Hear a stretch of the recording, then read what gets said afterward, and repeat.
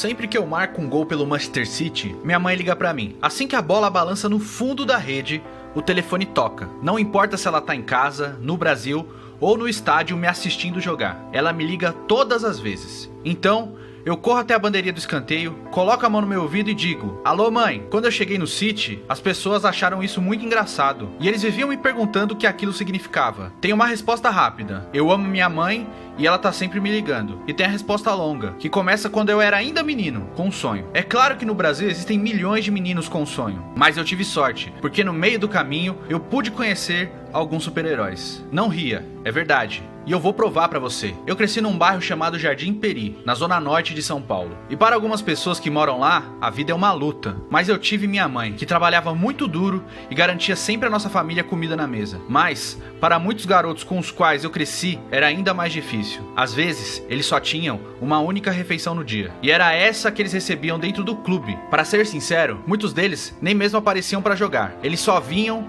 para se encontrar e comer de graça um sanduíche de mortadela com refrigerante. Era sempre pão com mortadela e uma lata de refrigerante. Às vezes, era só o refrigerante. E isso tinha que durar até o fim do dia. Para mim, todos os meus sonhos, todas as coisas que eu tenho agora, tudo isso começa com o Pequeninos. Na verdade, é mais do que um clube de futebol. Não pense nas praias e todo esse tipo de coisa. Nosso campo era do lado de fora de uma prisão militar. No lugar onde era para ter o gramado, só havia sujeira e estava cercado por grandes pinheiros. As únicas pessoas que jogavam lá, além das crianças, eram os policiais dessa prisão. Quando eu tinha 9 anos, eu apareci com meu amigo Fabinho, para ver se a gente podia jogar pelo time. A gente andou pela mata, com as nossas chuteiras de futebol embaixo do braço. E foi assim então que a gente conheceu o cara que mudou as nossas vidas, José Francisco Mamed, técnico do time mais novo. E ele disse pra gente: com certeza, vocês podem jogar na próxima partida. Não tinha nenhum papel pra assinar, nada. Porque esse clube não era do tipo que tentava fazer as crianças se transformarem em lucro. Tem a ver com mostrar pra essas crianças algo positivo e dar pra elas alguma coisa pra comer e mantê-los longe das ruas. O Pequeninos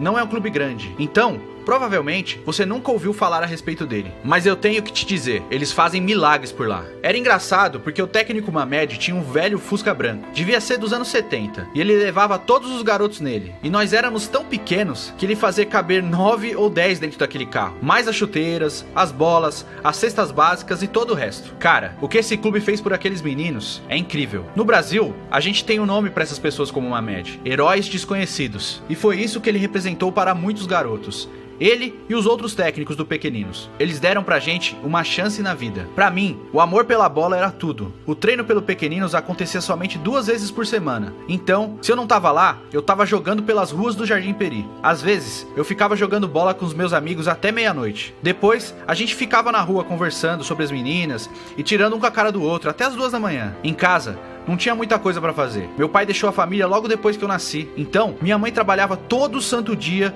pra sustentar eu e os meus irmãos. Ela era faxineira na cidade. E quando ela voltava pra casa no fim do dia, ela tinha que dividir a cama comigo e com os meus irmãos. Alguns garotos têm videogame. Eu tinha a bola e a minha imaginação. E foi legal, porque eu tive uma infância de verdade. Havia esses grandes torneios de futebol em que cada rua tinha um time. E o troféu era uma garrafa de refrigerante. Cara, era uma guerra por aquele refrigerante. É tudo que você tem, sabe? Na real, aquilo era mais importante pra gente do que uma Libertadores. Se você ganhou o título, você dividia a garrafa com seus amigos. E era diferente de tudo o que você já provou antes. Todo mundo podia dar um gole e passar pra frente. O troféu de refrigerante é 10 vezes melhor que a champanhe. 10 vezes melhor. Quando eu tinha 13 anos, aconteceu uma coisa que realmente me marcou. Nosso time, Pequeninos, entrou num campeonato importante em São Paulo. E cara, a gente era bom. Nos jogos das primeiras rodadas, a gente venceu clubes maiores por 12 ou 13 gols. Mas quando chegamos na final, a gente tinha pela frente a Portuguesa de Desportos, que é um clube profissional. A única razão pela qual clubes grandes entravam no campeonato é que eles podiam selecionar os jogadores dos times menores. E você sabe, é como nos filmes. A gente era o time pequeno que jogava do lado de fora da prisão. E eles eram do clube profissional, com equipamento e todo o resto. Mas os meus amigos e eu falamos assim: a gente vai ter que ganhar essa, cara. Deixa com a gente. Então, veio uma tempestade. Um dia antes do jogo, choveu tão forte que quando amanheceu, as pessoas estavam falando que talvez tinham que cancelar a partida. Na hora que demos o pontapé inicial, o campo todo era só lama, e esse dia foi louco. A gente começou a correr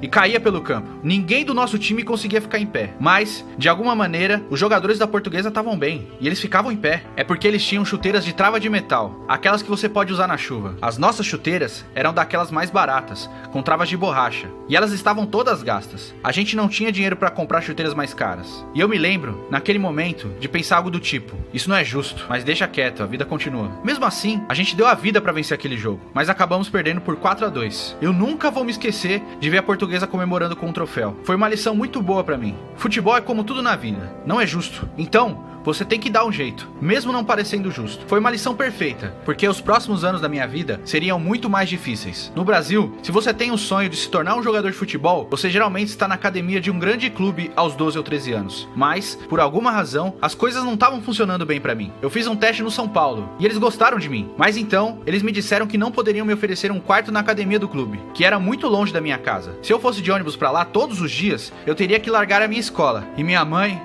certamente não ia aceitar isso. Ela era totalmente a favor da escola. Eu devo tudo pra minha mãe, principalmente nessa fase da minha vida. Porque muitos garotos no Brasil, quando são de origem mais humilde, têm que começar a trabalhar quando fazem 14 anos pra ajudar a família. Não dá pra só jogar futebol, tem que ir pra escola e trabalhar ao mesmo tempo. Então, o sonho deles morre nesse momento. Mas minha mãe, cara, ela acreditou em mim. Seja qual for a razão, ela acreditou. Ela falou pra eu continuar, não importa o que eu tivesse que fazer. Então, aos 13 anos, eu comecei a jogar com os caras mais velhos da várzea. Ok, todos em São Paulo sabem do que eu tô falando agora. E provavelmente já vão começar a rir. Mas pra todos aqueles que não sabem do que eu tô falando, eu vou explicar. A várzea é como basquete de rua nos Estados Unidos. Ou como uma liga semi-profissional de futebol na Europa. Os campos são todos esburacados e você joga contra os marmanjos. Os caras casca grossa. A várzea é conhecida por ser de extremo contato físico. Tinha muita coisa pesada acontecendo no campo. Eu nunca vou me esquecer de um momento. A gente estava jogando uma partida importante contra um time grande. Eles sempre tiveram uma das melhores equipes de várzea da cidade. Mas eles estavam fora da liga por alguns anos por causa de algo que fizeram depois de um jogo. E eu não quero entrar em detalhes porque provavelmente tem criança lendo isso aqui. Então, esse era o primeiro ano deles de volta à liga. E eles estavam jogando contra a gente. Uma partida para classificar para um campeonato ainda maior. E eu me lembro de todos os jogadores deles olhando pra mim antes do jogo e falando: que esse moleque? É sério isso? Esse pivete? E era sério, cara. Com 4 minutos de jogo, eu driblei o melhor zagueiro do time deles e marquei um gol. E eu me lembro de todos eles olhando pra mim, tipo: beleza, moleque, a gente vai fazer da sua vida um inferno. Foi a partir daí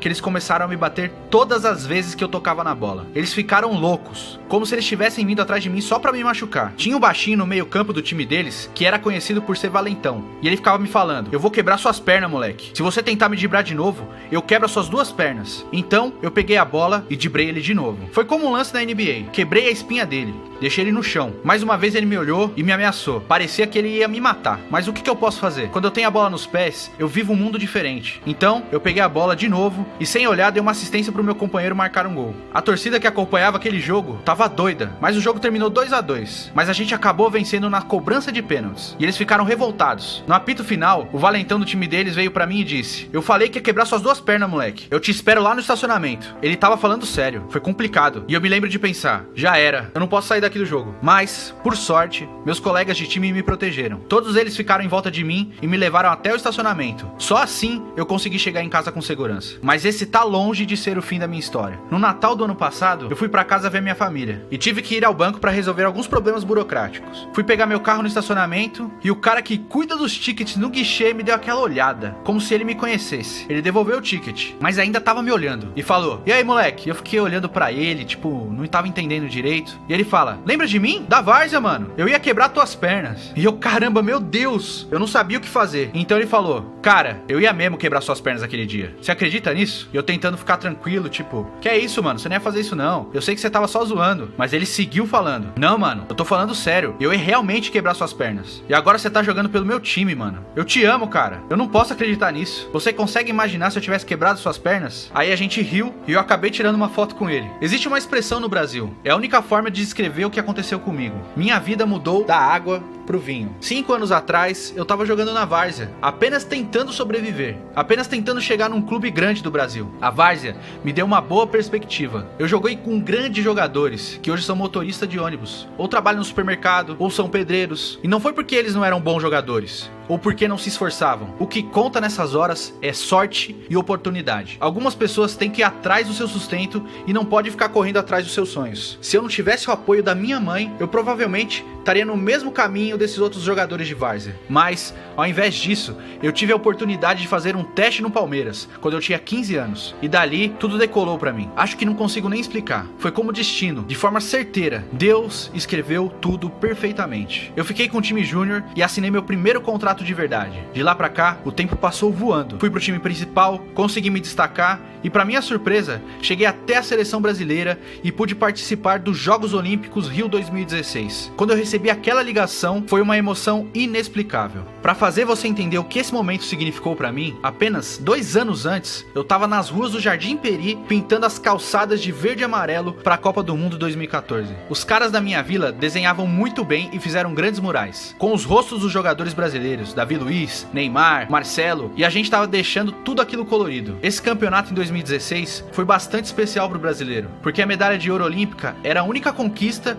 que o país do futebol jamais tinha conquistado. Eu lembro que o peso daquele campeonato era muito grande, não apenas porque era nosso país, mas pelo que aconteceu na última Copa. Depois que a gente não jogou bem as 2 primeiras partidas, a crítica ficou muito intensa, especialmente contra o Neymar. Eu realmente admiro o Neymar pelo modo como ele lidou com tudo isso, e pela maneira que ele conseguiu liderar o nosso time. Antes do campeonato, eu era apenas mais um fã do Neymar, como tantas outras pessoas, e ele é um jogador de futebol incrível, que todo mundo conhece, mas ter a chance de saber quem ele é de verdade nesse período foi especial, por causa do jeito dele. A forma com que ele trata todo mundo me surpreendeu muito, porque mesmo no curto período em que eu vivia futebol, eu vi tantos caras que nem são grandes jogadores, que não ganharam nada, serem muito mascarados, mas o Neymar trata todo mundo como se fosse irmão dele, e ele foi a grande razão pela qual a gente foi capaz de se unir e ignorar a pressão e jogar um pro outro. Quando a gente ganhou aquela medalha de ouro, foi um momento incrível pro time, e também pro país. Antes dos jogos, o Neymar fez uma tatuagem, e eu me inspirei nele pra fazer a minha também, porque realmente diz tudo o que representa pra mim. Uma criança pequena, que tá no pé do fundo de um morro,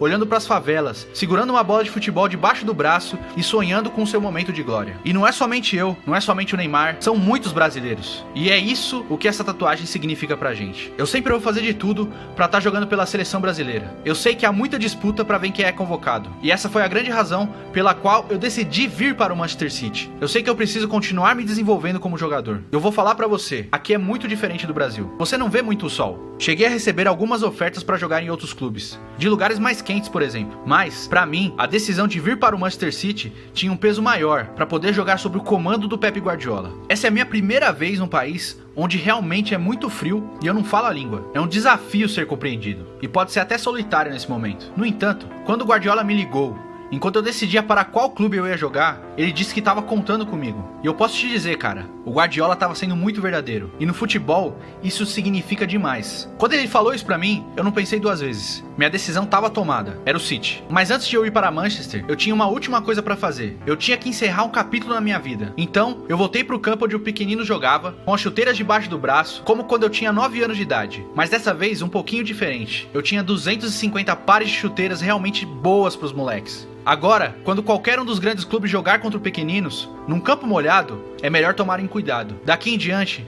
não tem mais essa desculpa, sabe? Eu não vou mentir. Quando eu vim pro Manchester City pela primeira vez, eu me senti perdido. Minha mãe tava indo e vindo da Inglaterra pro Brasil. Era extremamente difícil ficar longe dela, porque ela é tudo na minha vida. Ela foi ao mesmo tempo pai e mãe pra mim quando eu tava crescendo. Eu me lembro que quando eu tava jogando pelo pequeninos, eu vi algumas crianças depois dos jogos com seus pais, e eu tava sozinho. Aquilo foi pesado demais pra mim, me marcou. Mas agora, quando alguém pergunta do meu pai, eu digo que minha mãe é meu pai. Ela fez tudo por mim e pelos meus irmãos. Ela foi outra heroína desconhecida. Quando eu faço gol, mesmo quando ela não tá no estádio, eu pego o telefone e falo com ela. Quando a gente era criança, a minha mãe ficava ligando o tempo todo pra descobrir onde é que eu tava, e se eu não atendesse, ela começava a ligar pra todos os meus amigos. Era apenas uma piada entre a gente. Alô, mãe? Quando eu pego o telefone, é em homenagem à minha mãe e à nossa luta, mas também em homenagem aos meus amigos e à minha família. E também ao técnico Mamed e a todas as pessoas no Brasil que me ajudaram a chegar até aqui. Eu sempre fui um sonhador, mas mesmo nos meus melhores sonhos, eu não pensei que estaria vivendo o que estou vivendo hoje. Sei que existem muitos garotos que vão pintar as ruas, que não jogam por um grande clube e que as pessoas têm dito que eles não vão chegar lá. Eu diria pra eles, nunca parem de lutar. 4 anos antes de eu entrar pelo túnel do estádio Etihad, eu ainda estava jogando na várzea, e os caras falavam que iam quebrar as minhas pernas no estacionamento. Sua vida agora pode ser apenas um sanduíche de mortadela com refrigerante. Mas, se você continuar a correr atrás dos seus sonhos, cara, quem sabe o que vai acontecer? A água pode se transformar em vinho. Então, para todas as crianças, se você chegou até aqui na minha história, eu tenho uma mensagem, e isso realmente é importante. Jamais pare de sonhar. Ah, E faça mais uma coisa por mim. Ligue pra sua mãe. Ela sente saudade de você.